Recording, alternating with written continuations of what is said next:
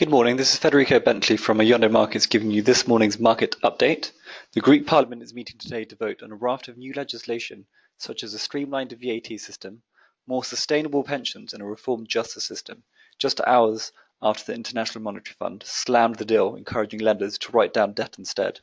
Yesterday, Greece said it could still require capital controls, even if a new bailout deal is passed, after a leaked study from the IMF showed the last 2 weeks of capital controls had damaged the economy.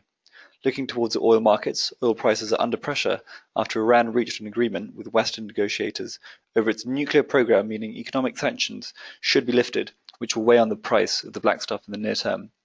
Diplomats from Iran and 6 world powers reached and called early Tuesday in Vienna that curbs the Islamic Republic's nuclear program in return for easing restrictions that slashed oil exports and cut off the country from global finance.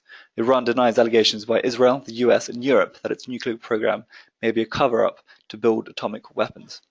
Now looking at European markets, the UK 100 is down just over 10 points from this morning's open. The France 40 rolling is down nearly 5 points, and as for the Germany 30 rolling, it is down nearly 11 points in this morning's trading. Now skipping across the pond, we saw Wall Street buoyed by the Iran oil deal. It gained for a fourth straight session yesterday, its longest winning streak since January. The Wall Street rolling rose over 75 points, or 0.42%, to 18,053.58. The US 500 gained just over 9 points, or 0.45%, to 2,108.95. And as for the US tech rolling, added just over 33 points, or 0.66%, to 5,104.89. Investors have shifted focus to corporate profits as a piece of quarterly results begins to pick up speed, diverting attention from the debt crisis in Greece and the massive sell-off in Chinese stocks.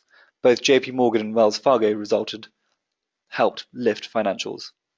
For some more corporate news, London-based startup blockchain investment company Coinsilium intends to float on the London's junior market in the first IPO of its kind. So Howard Davies has swapped takeoffs for turnarounds, taking up his appointment to the board of Royal Bank of Scotland with immediate effect.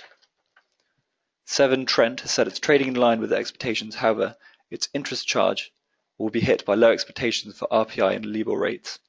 Burberry revealed underlying retail sales jumped by 8% to 407 million in the first quarter of this year, helped by strength from travelling luxury customers in France, Italy and Spain in particular. Now for some key data and focus that we have for the day. This morning at 9:30 we have the UK unemployment and wages. And looking towards the US at 2:15 we have industrial production. And at 3:30 in the US we have crude oil inventories. That's all for today's news, so thank you very much for listening and good luck for your day's trading.